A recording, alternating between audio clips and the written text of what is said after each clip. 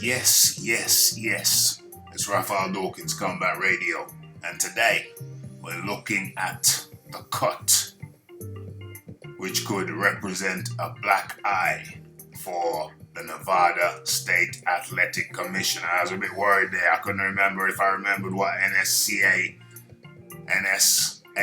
stood for. It was a scare moment.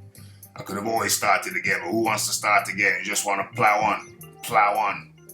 Okay, so I've been having some thoughts of late, recently, about the situation surrounding, where am I? I'm looking for something. There it is. The situation surrounding the cut. The first cut is the deepest, they say. The cut, the Tyson Fury cut eye. And I've been thinking about it long and hard. And the question on my mind has been, was that handled appropriately? Was that cut handled appropriately?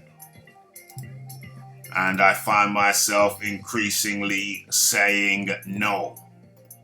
And interestingly enough, I've come across an article which supports my concerns that the thing was not handled appropriately, wasn't handled properly at all. Inappropriate handling of the cut. That is my position. That was my question.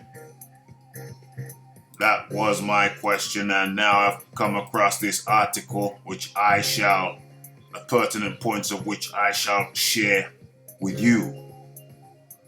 And without much further ado, let's get into it. Where are we? Where is it?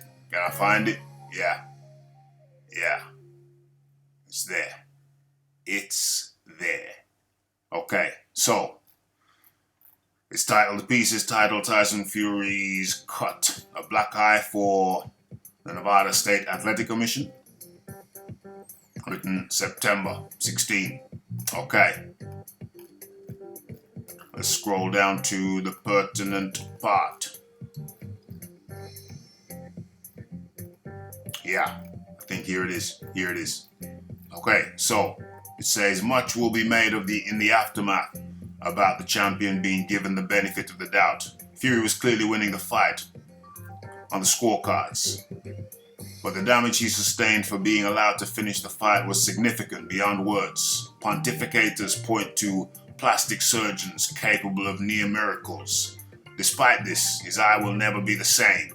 It will never be able to take the significant impact of the division's elite punchers. In potential future fights, you can imagine if Luis Ortiz lands a southpaw left hook on the scar. What about the right hand left hook combination that Deontay Wilder landed on Fury in the 12th round of their fight? Or someone as adept as fighting inside like Andy Ruiz Jr. Think Chavez getting cut against De La Hoya in their first and second fights. Nothing negative can be said about Fury's performance.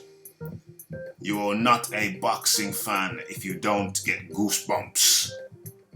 When he told the doctor in the round 6, I can see, let's go. Well, I didn't get goosebumps when he said that, so I guess I'm not a true boxing fan according to the writer of this article. Who is he? Who is this numpty? Who is he? Where's his name? Lucas White? Shut it. You can't say what a boxing fan will not do or how they will respond to this or that. Every boxing fan is an individual, so shut it. Anyway, where are we? I lost my point, lost my thread. Where are we? Plastic surgeons. In potential fights, you can imagine, read that. Nothing can be said about Fury's performance. You are not a boxer. Read that. Get out of here. I can see, let's go. Then walks back to the fight and gives it his best offense of the night. But the TKO loss was the right call, or should have been the right call. The cut was less damage in round 5 or 6, and Fury would be given a pass for the loss in a fight which he was winning. Fury would have bounced back in a rematch and outboxed Wallin to regain the title. What? Regain what? Regain the lineal? I missed that first time around, that's funny. Wilder Fury would get pushed back a few months, with both fighters still in their prime, and Fury's future career and right eye would be intact. That much I do agree with. Now, one has to wonder, when can Fury spar again? Much less fight the biggest puncher in the division. Fury may well return on February 22nd. 2019? 2019? It's 2019 now, you're not up. You mean 2020?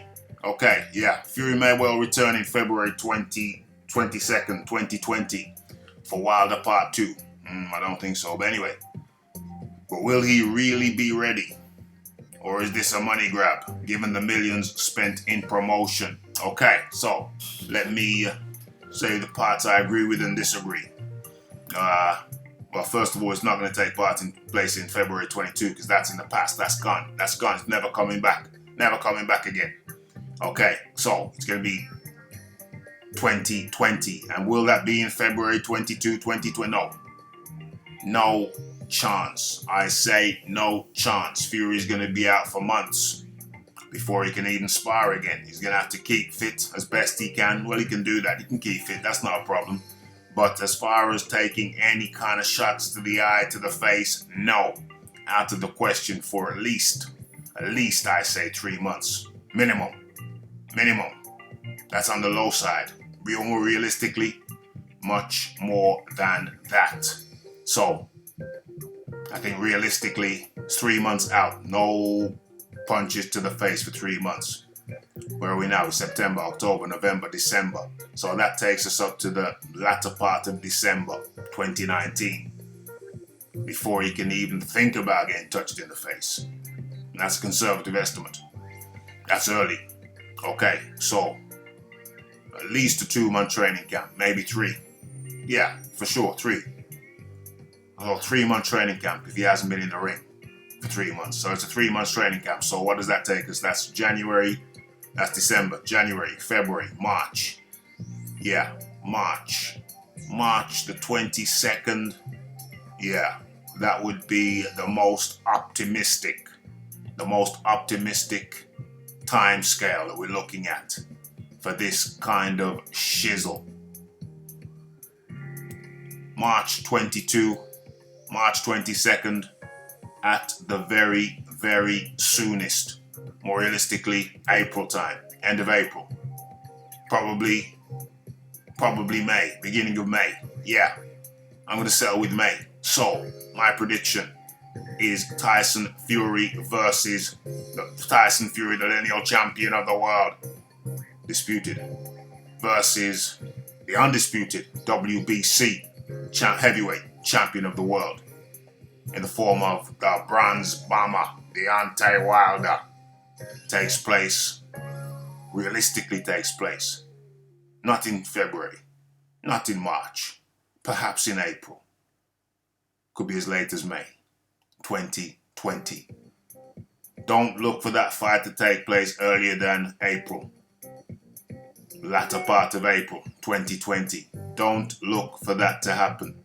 Don't look for Fury or Wilder Fury 2 to take place anytime sooner than the latter part of April 2020. And are NSAC culpable for a deep cut becoming a deep gash? That is the question. I almost forgot.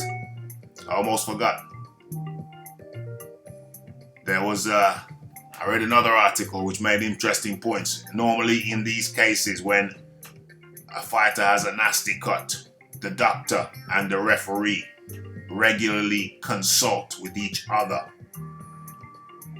As soon as the fight happens, at the end of every round, the doctor takes a peek. The referee goes over and they consult. Do we stop it now, or do we let it go on? In this case, that did not happen. That did not happen after the initial cut. The doctor came in very seldomly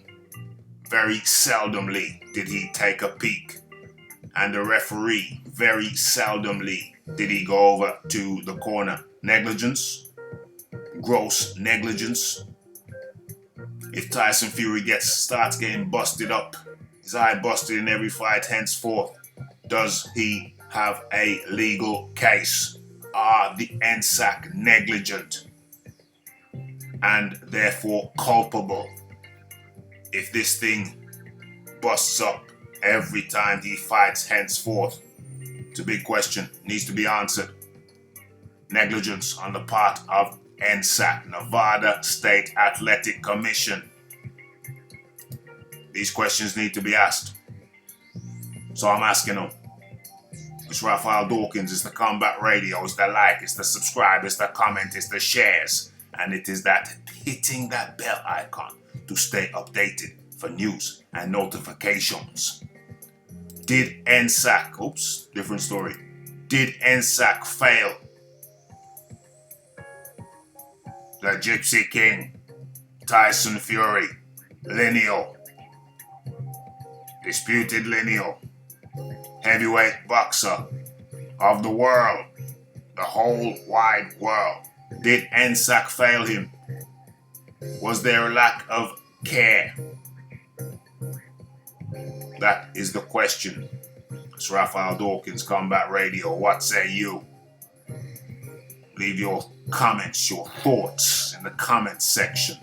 It's Raphael Dawkins, Combat Radio, and I am out.